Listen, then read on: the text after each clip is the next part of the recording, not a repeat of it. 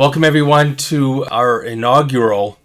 I don't know what we're going to be end up calling this show, but we can look forward to a regular occurrence. It's part of our Top Shelf series of recorded content.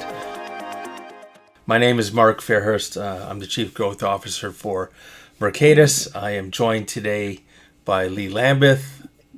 Yeah, thanks, Mark. I appreciate the introduction today. As you mentioned, I am Lee Lambeth. I'm Vice President of Operations here at Mercatus. My career has been spent as a retailer. I spent 30 years in the grocery retail sector, in different operational roles throughout my career. And then a little bit of time outside of that, working with SaaS-related technology. So looking forward to the conversation today. And I'll flip it over to Randy. Thanks, Lee. Randy Crimmins. I am president of AisleOne. Mercatus is shopper engagement and personalized solutions for regional supermarkets. Happy to be here. I've spent 25 years in the space. Came out of the loyalty marketing space for grocery. I've actually spent time on the other side of the desk as a retailer and an operator. Glad to be here and look forward to the conversation today. Awesome. So let's set the objective here.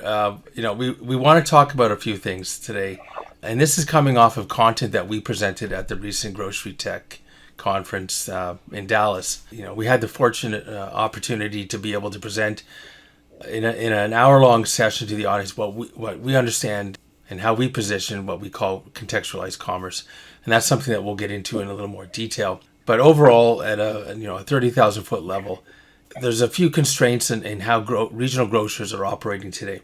We know first and foremost that mass merchants are increasing their market share when it comes to eGrocery sales. We know that cross-shopping numbers are sustaining, if not growing, on a weekly basis, and that regionals are looking for a way to compete, not only to defend their market share, but try to eke back some of the bleed that's happening on a weekly basis. In addition to the technology, but also the operational issues that retailers need to confront as they try to implement strategies and solutions that can help them compete better. And this all culminates in what we understand and position as contextualized commerce. And we're going to go over what that means, why it's important, and how grocers can compete utilizing a solution set that fall under the Mercatus AisleOne product suite. Before we get into that, let's provide some context. We know that cross-shopping numbers month to month consistently hover around about 30 to 33% of all supermarket shoppers on a monthly basis. Mass merchants are overtaking supermarkets as of last year when it comes to eGrocery sales, and that the number right now is hovering around about 50% of online sales. And to summarize this point, I want to talk about an important fact, which is customer retention or lack thereof. And Randy, I wonder if you could just cover, where do you see the deficiency when it comes to customer retention issues amongst regional grocers? Yeah, Mark, I think that you're seeing coming out of the pandemic, the data points to it, that the mass merchants are doubling down on the value proposition. And, economic conditions today, price matters. They have, it's a big lever that they can pull. And so they're doubling down on price. They're doubling down on value. They're delivering what is, top of mind for consumers today. That's the reality of the times that we're in, and the regionals, as they compete for share with the mass merchants, have to be able to pull every lever they have to compete effectively. And value is part of that, and if you look at the two drivers over time, it's really been about value and convenience, and it still is today.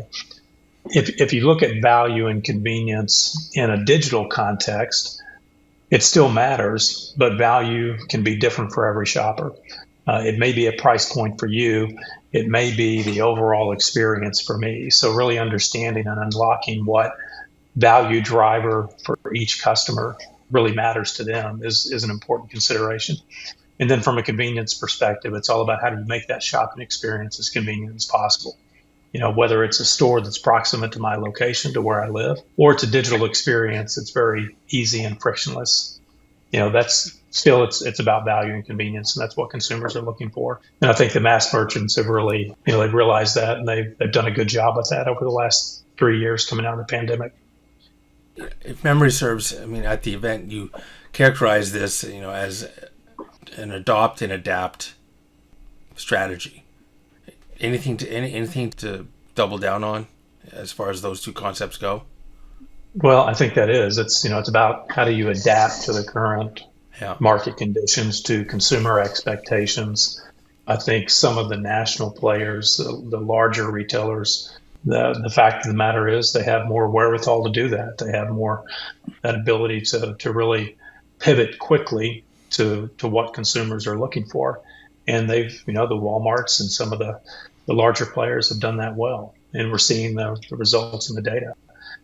So the regionals have to adapt their practices and the way they go to market and really lean into their strength, which is service. They have a high service model. So how do they extend that into the digital experience? How do they adapt the way they go to market today to that digital experience so that it is as valuable and as convenient to the shopper as possible?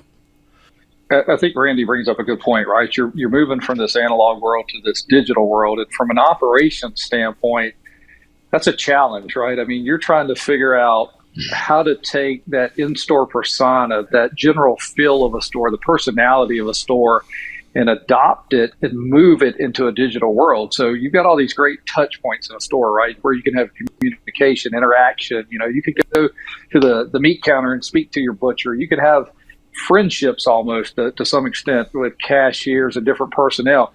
But in the digital world, it's slightly different, right? Your communication is minimized. The challenges become, from an operational standpoint, a little more cumbersome to overcome. And you're right, Randy, the mass retailers are adopting and pivoting quicker than some of the regional grocers have been able to do.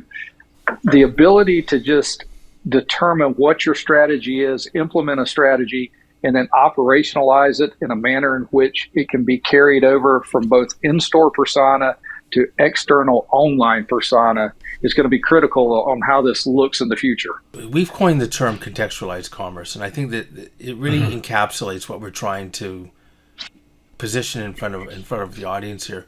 Randy, can you give us a little more perspective on what it means, what contextualized commerce means from an adopt and adapt perspective? Yeah, Mark, I think that, the term contextualized commerce, when you think of what is contextualized, what does that actually mean?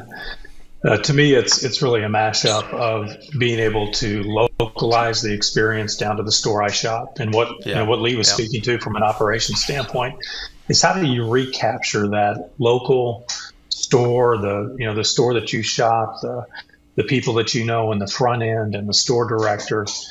They have those personal relationships. How do you bring that over and localize that experience in the digital realm? And so contextualized is about being localized and really creating a relevant experience based on the store I shop. And then taking that further, it's about, really how do you individualize that experience? How do you personalize it to each individual shopper? Again, as Lee was saying, that store director by name or that front end person that you see every day when you check out, they know who you are. So it's taking that up into the digital realm, and how do we replicate that same kind of personalized experience as much as we can in a digital world? And then I think the last part of it is being connected. How do you create that connected experience? Ultimately, I want to shop the way I want to shop. And so I expect that my brand of choice, my supermarket of choice, is going to recognize that and make it easy for me to shop the way I want to shop. Because sometimes it may be in store, but another time it may be online from my desktop, from the mobile app. Regionals have to embrace this idea of meeting the shopper where they are, the way they want to shop, because it's now on the shopper's terms. It's no longer on the retailer's terms. It's really about how do you meet the shopper where they are. And to me, that's the essence of contextualized commerce: localized, personalized, and connected. Mm-hmm. Yeah, I think that summarizes it well in a nutshell. But from an operational perspective, Lee, how would this translate into a store manager's understanding?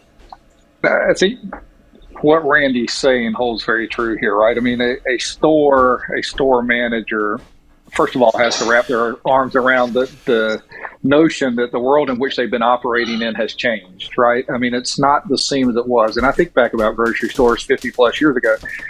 They're slow to adopt to change. There's been minimal change in these spaces. So now it's a whole new realm in which they're operating in. So they've got to lean into not only that store persona, but they also have to lean into how are we going to communicate with these customers? What does that communication really look like? And when we do have touch points, how is that different than what it used to be? So, for example, in the online world with maybe an online shopper, you really have no touch points until 2 points, really, or 2 opportunities. One is usually through some type of communication around the order and how it was picked and what that looks like, and communicating substitutions or out of stock and so forth. So what does that communication look like, and what do you want it to feel and seem like back to the customer receiving it?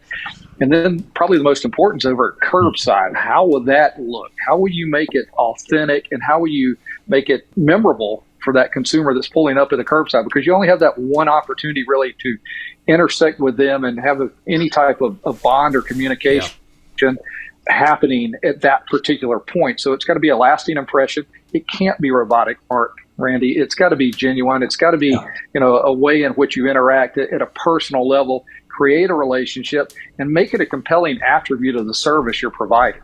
Yeah, I think that's a great point. I mean, I think you had made a comment on a LinkedIn post recently about how the experience cannot be limited to within the 4 walls of the retailer. Can you talk a little more about that? That comment was kind of built around the notion of this. I mean, traditionally, what's going to happen within the 4 walls. That is a controlled environment. There's a build it and they will come mentality, wash, rinse, and repeat. The same people will come every day, do the same thing every day, and so forth.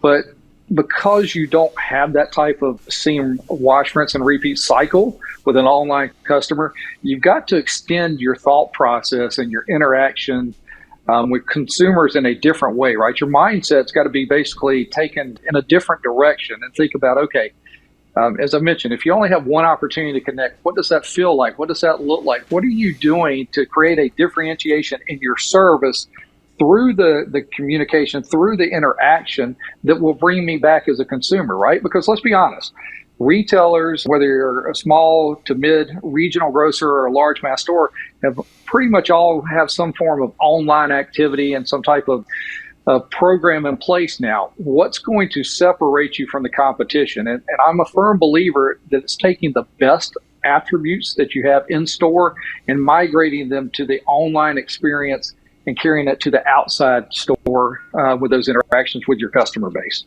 I was gonna say, Mark, just a little bit about that, because I think Lee's spot on that.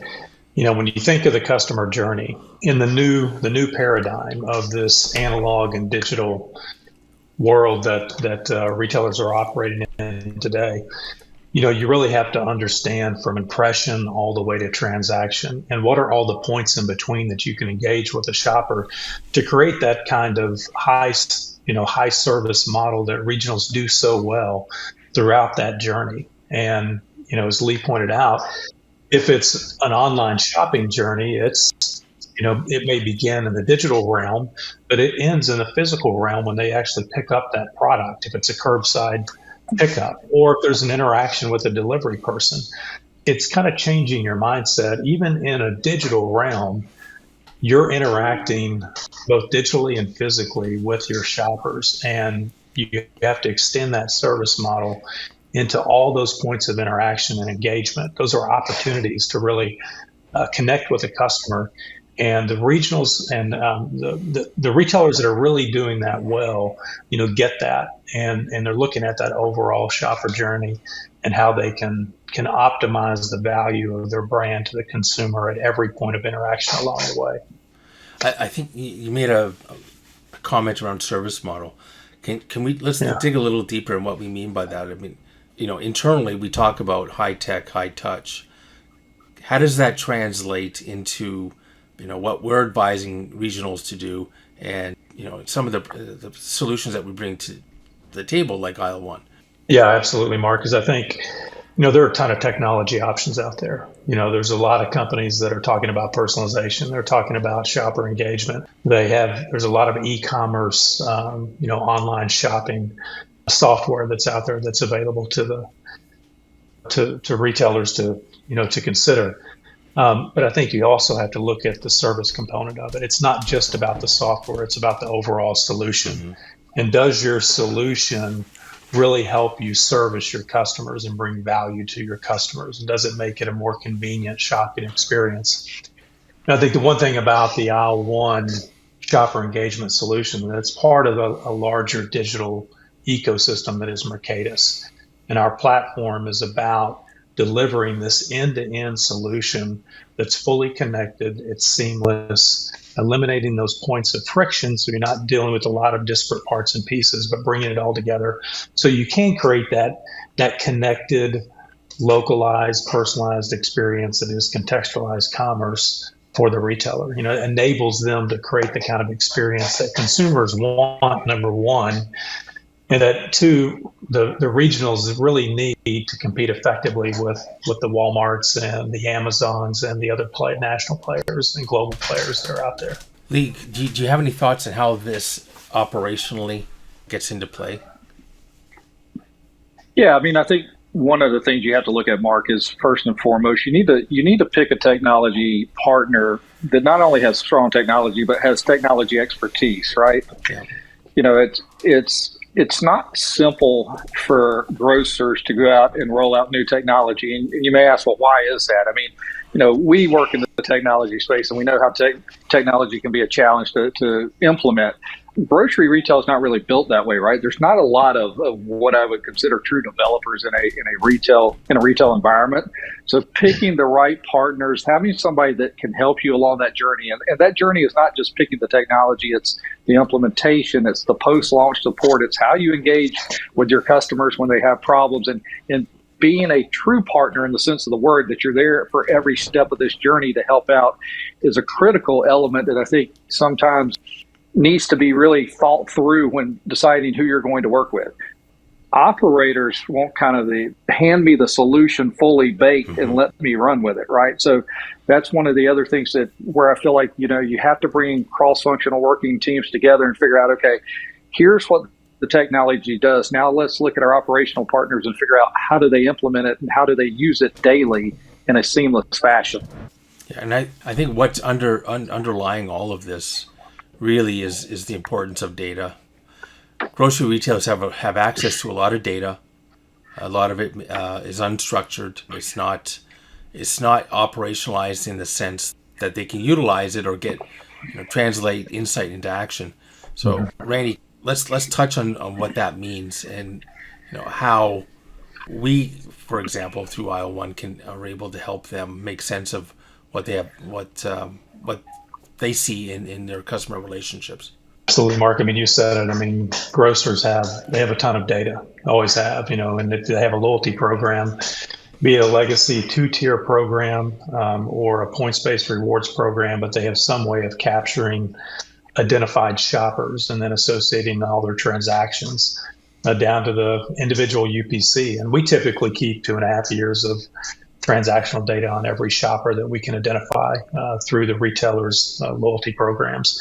But that's the foundation of everything that we do.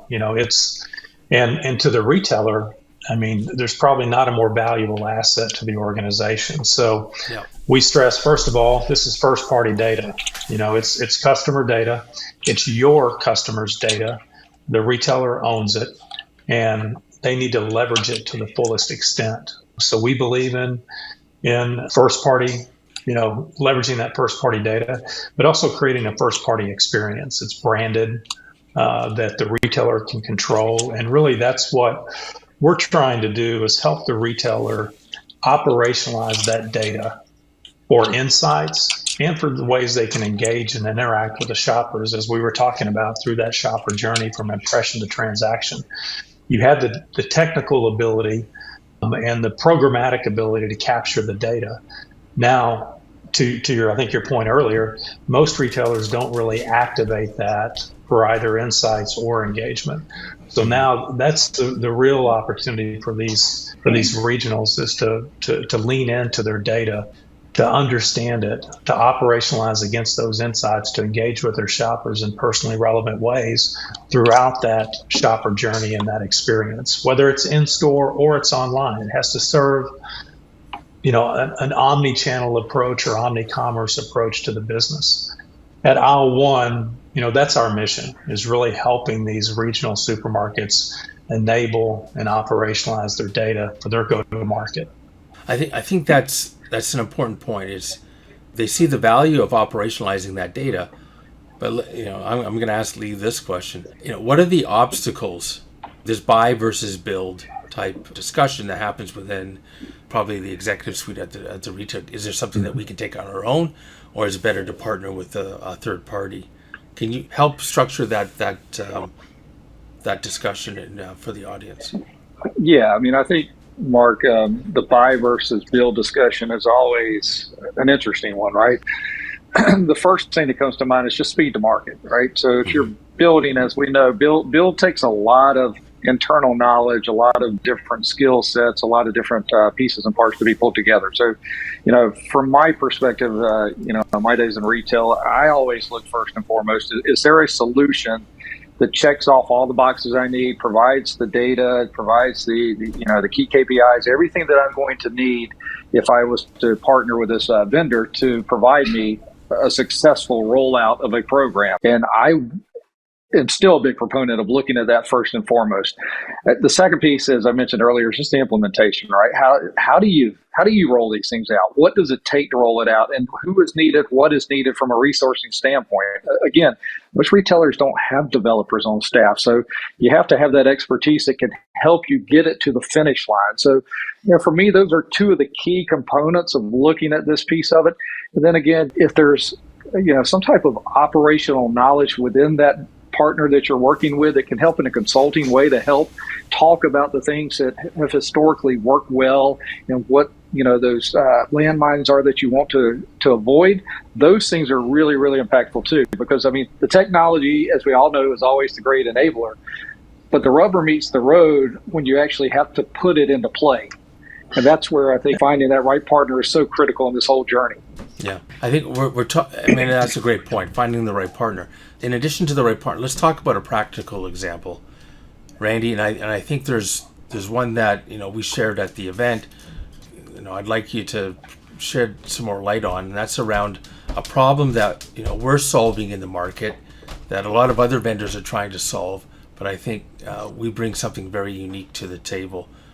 Do you want to dig into a little bit more around the personalized digital circular? Yeah, I think we've been talking about the digital circular for years, and moving from a print-centric mindset and an analog mindset into a more targeted and one-to-one way of communicating deals and offers to shoppers. And we're seeing that happen, of course, today. That's all what AisleOne is about, is enabling that personalized experience for the shopper. But the flyer still matters. People want deals. Value is important, especially in today's times. We know that. But the way it gets presented to shoppers and leveraging the capabilities of what we can do with the digital experience to really create something that is not just valuable to a shopper, but it's personalized to each shopper based on what we know about them. That creates tremendous opportunities with really moving from that printed format into a digital experience that's curated for me, presenting those items that are valuable to me based on how I shop or what matters to my family. And really, that's what we're trying to do is enable the retailer's ability to create this personalized experience for each shopper.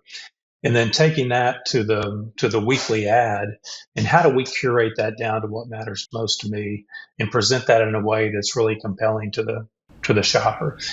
Really adopting some of those things from the print circular, like the ability to theme the ad, the ability to present promotionally to a shopper, to present content that may be richer than what we've typically seen when retailers have a digital flyer that gets presented to a shopper.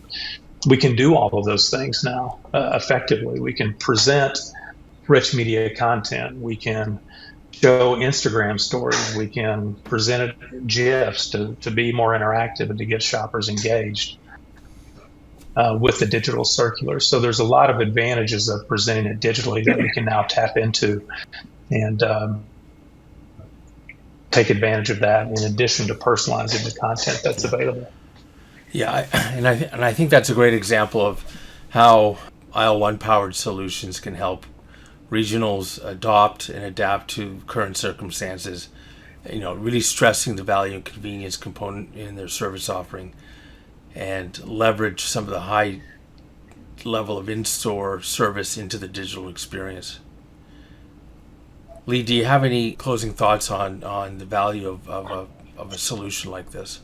Yeah, I think from where I stand, Mark and Randy, I would say it's a combination of both, right? I mean, it's a new world moving from analog to digital, as been mentioned a couple times before, but it's also about the blend, the intersection of where high touch, high service meets that digital experience. And how do you take the best of two things, right? The best of the digital world and the offerings and the loyalty that can be created and combined it with that great service that you're used to when you come into a store. Where I have seen grocers fall a little short to date is bringing in the operational component of that, right? They have gotten better at serving up some type of digital experience, but injecting the service level and the service attribute and creating, memorable experiences like you would in the store is the piece that for me is still missing. Yeah, I think, Randy, do you have any thoughts? Go ahead.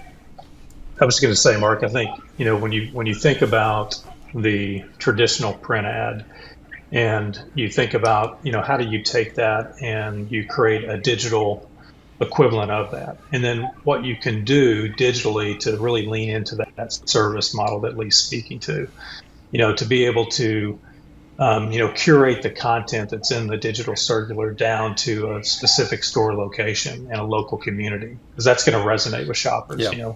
We all like to shop in our local community and we identify with our community. So being able to bring that into the digital experience and into the digital circular or flyer experience, I think is important.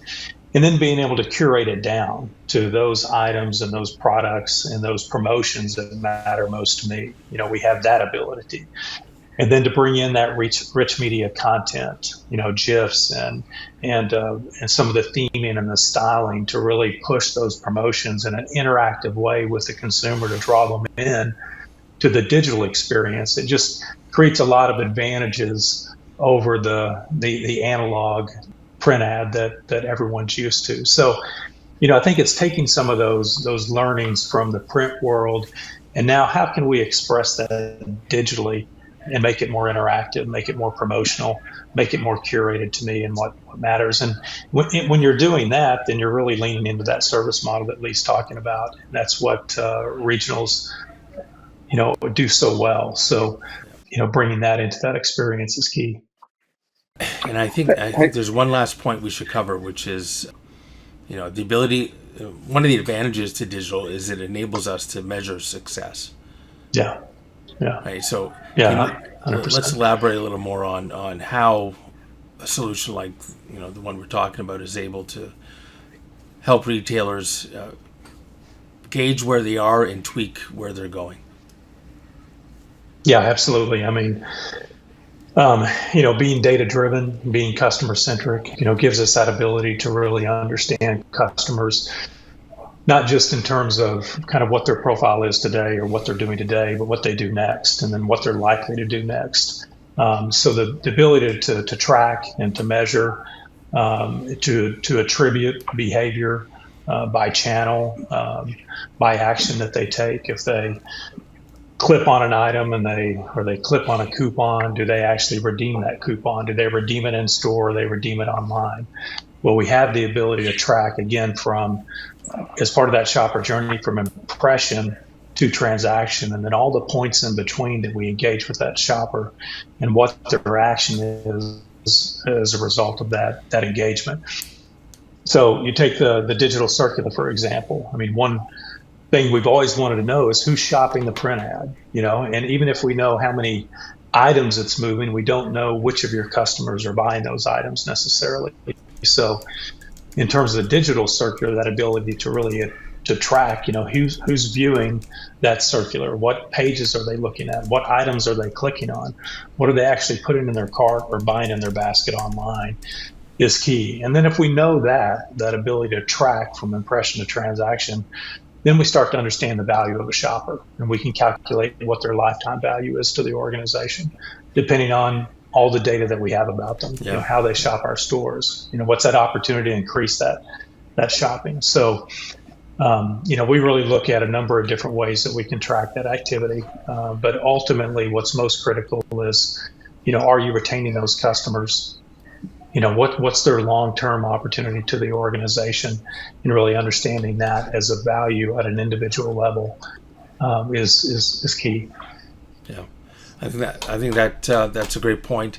Being able to close the loop on the value that a solution like this, or any solution that's specific to a contextualized commerce experience is bringing is critically important. Listen, I want to thank you both for your time today. We covered a lot of territory.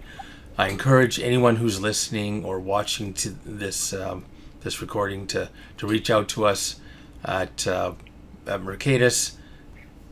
Info@mercatus.com or sales@mercatus.com is a great way to reach us. And by all means, connect with me, Lee, or Randy on LinkedIn, and we'd be happy to further our conversations. Thanks, guys. You bet. See you next time. Thank you very much. Bye-bye. See you guys.